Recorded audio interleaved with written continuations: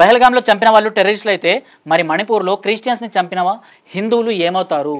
ఎవడో ఒకరిద్దరి కోసం ముస్లింలందరినీ టెర్రరిస్టులు అనడం దారుణం అనేసి డాక్టర్ పానీపూరి ఇవన్నీ మాట్లాడుతుంది.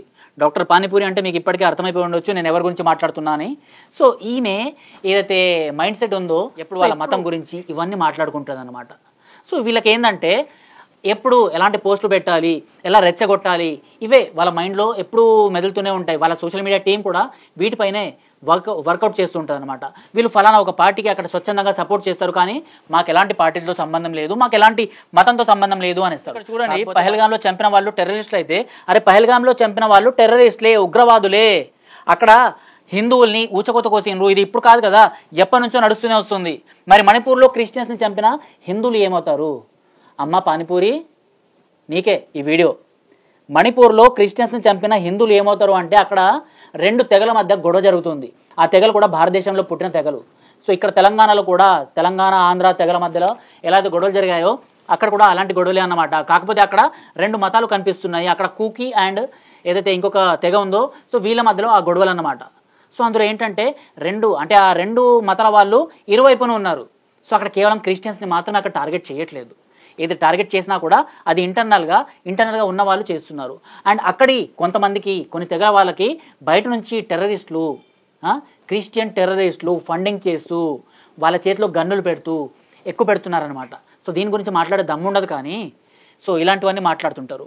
పహల్గామ్లో చంపిన వాళ్ళని వైట్ వాష్ చేయడం కోసమే. ఇప్పుడు ఇలాంటి సమయంలో ఈ పోస్ట్ అవసరం ఉండేనా? అవసరం లేకపోయినా కూడా రెచ్చగొట్టడం ఎంతవరకు కరెక్ట్ అనేసి యావత్ సోషల్ మీడియా ప్రశ్నిస్తుంది. ఎందుకంటే ఒకవైపు టెర్రరిస్టుల గురించి మీరు పోస్టులు పెట్టాలి. ఆ పోస్టులు ఎలా ఉండాలి అంటే మన భారతదేశానికి సపోర్ట్ చేసే విధంగా, పక్క దేశం పాకిస్తాన్నో ఇటు బంగ్లాదేశ్నో విమర్శించే విధంగా ఉండాలి. కాకపోతే ఆ పక్కన ఉన్నవి కూడా ఇస్లామిక్ దేశాలు కాబట్టి వాటిని విమర్శించే దమ్ము మీకు ఉండదు. అలా మాట్లాడితే మళ్ళీ మిమ్మల్నే కాఫీర్లనేసో లేకపోతే మిమ్మల్నే మీ మత ఉగ్రవాదులు కొంతమంది ఉంటారు కదా, వాళ్ళు లేపి పడేస్తారనేసి భయం. మీ లోపల నుంచి మీకు కామెంట్ సెక్షన్లో ఏసి పడేస్తారు. సో ఇవన్నీ మీకు భయం కాబట్టి వీటి గురించి మీరు మాట్లాడరు.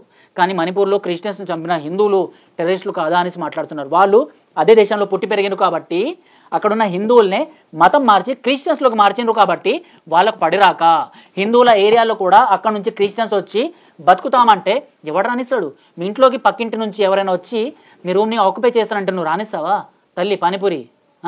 మరి ఈ క్వశ్చన్లు ఏంటి? సోషల్ మీడియాలో ఇలా మాట్లాడే వాళ్ళైతే ఈ మధ్యలో చాలా ఎక్కువ అయ్యారు. సో వాళ్ళందరూ వచ్చేసి ఇటు సోషల్ మీడియాలో హీరోస్గా వాళ్ళు బాలీవుడ్కి సంబంధించిన సోకాల్డ్ సెలబ్రిటీస్గా చలామణి అవుతుంటారు అనమాట. ఇలాంటి వాళ్ళే ఇలాంటి క్వశ్చన్లు వేస్తుంటారు. సో ఈ మేడం పానీపూరి గురించి ఇప్పటికే మీకు అర్థమే ఉండొచ్చు నేను ఎవరి గురించి మాట్లాడుతున్నాను అనేసి. ఎందుకులే ఒక లేడీ గురించి ఆమె పేరు ప్రస్తావించి మాట్లాడడం ఎందుకులే, సరే కొంచెం ఏదో మంచి పనులు చేస్తుంది కదా అనేసి ఇంకా పేర్లు ఇవన్నీ మనం ప్రస్తావించకుండా ఈ కోడ్ నేమ్స్తో మాత్రమే మనం మాట్లాడుతున్నాము. సో ఈ పానీపూరి గురించి మీరేమైనా మాట్లాడాలి అనుకుంటే మాత్రం కామెంట్ బాక్స్లో కామెంట్ చేయొచ్చు. టిల్ దెన్ జై హింద్, జై భారత్.